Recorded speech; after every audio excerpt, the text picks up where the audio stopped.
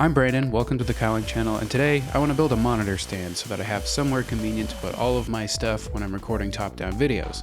I also want to incorporate a USB hub and an SD card reader, as well as a phone charger, and then I want to mount my monitor onto the wall, which makes it so I guess it's not really a monitor stand. I just tend to call it that because so many people use a monitor stand underneath their wall-mounted monitor as storage, but since I'm building mine from scratch, with the only intention being to use it for storage, I guess I could just call it storage. Anyways, as you can see, I'm finished cutting all of the parts for it, so let's get into this. Because the wall mount puts the monitor off to the side a little bit, we had to do a bit of measuring to make sure it would end up right in the middle of the wall. I made an animation showing how we did this, which I'll upload separately as a short, but all you really need to know is that we got the monitor exactly where we wanted it. Subscribe.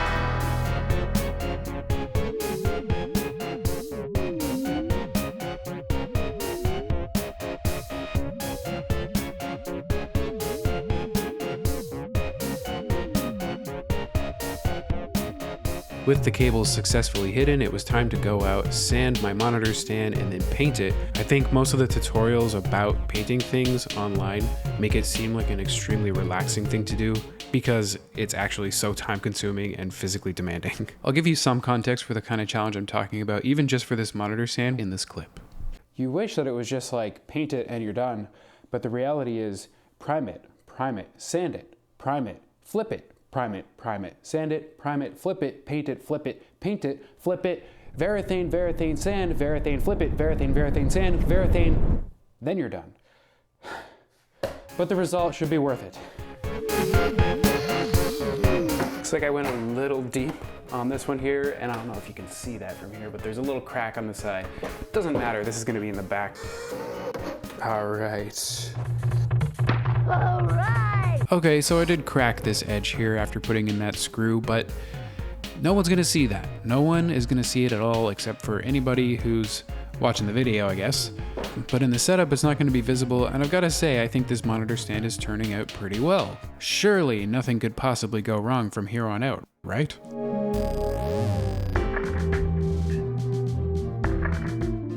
The only thing left for me to do at this point was to incorporate the hub into the stand. Now, at first I was going to mount it directly to the stand, but I ended up finding that the cables were protruding too much out into my setup and making things look cluttered, so I decided the best way to use it would be to tuck it underneath the monitor stand, and then I could pull it out and use it whenever I needed to and tuck it back away, which was all well and good, except for this major issue. When I first plugged in the USB hub, I plugged in all my devices, I got this red light and the screen turned black. Hopefully by the end of this video, we'll get everything working.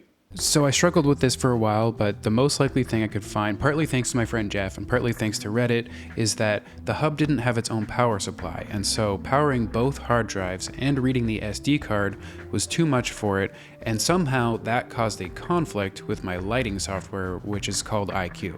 Now speaking of iCUE, maybe mine's a little low for not realizing I would need a power supply, and I still have no idea how a hub lacking power would interact with my lighting software. I did message the seller and they gave me some advice, and I quote, "In theory, if you use a 15-watt power supply, it should be able to support the hub with both hard drives and the SD card." So, I mean, the words "in theory" didn't really instill a lot of confidence for me, but I decided to give them a shot and I ordered the charger, and for a day I had a working hub. So I've got a hub in my monitor stand.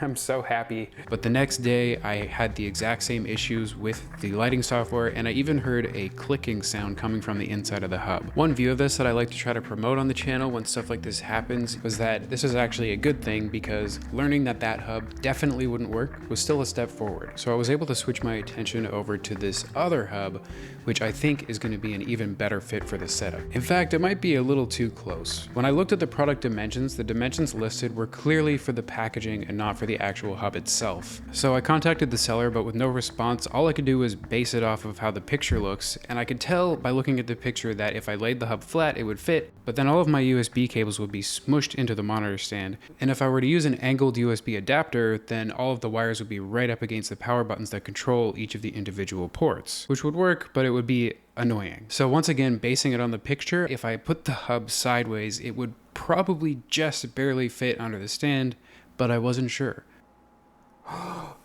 No way. Doesn't fit in. That is as close as it could possibly be.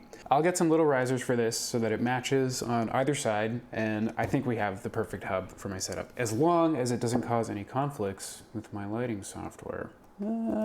Is that kind of strange? Is it possible to cut off the bottom without it looking like kind of shitty? Honestly, that's not so bad. Just to be sure, before I cut the rest of those, let's make sure it actually made the difference that we're looking for. That's the kind of fit that I'm looking for. That's perfect. Wonderful. Oops, it's backwards. I'm glad the other hub doesn't work.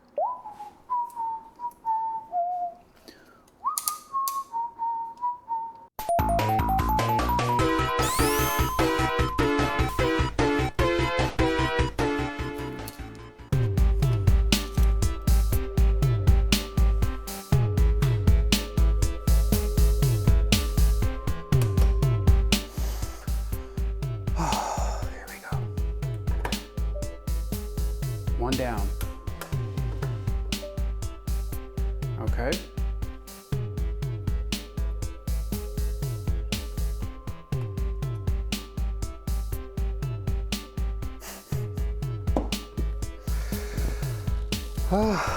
Well, that's a relief. I was relieved. I finally had a working hub, and it fit perfectly into my custom desk storage unit, not a monitor stand. And I'm really happy with the way everything looks. With the monitor mounted to the wall and everything, I couldn't be more satisfied. To get the most out of this setup and really utilize my desk space for top-down videos, I'm gonna still need a low-profile keyboard that will fit onto the keyboard tray, and I'm looking into the Newfie Air 75, but that'll be for a future video. And for now, I think it's about time that I go and maybe touch some grass.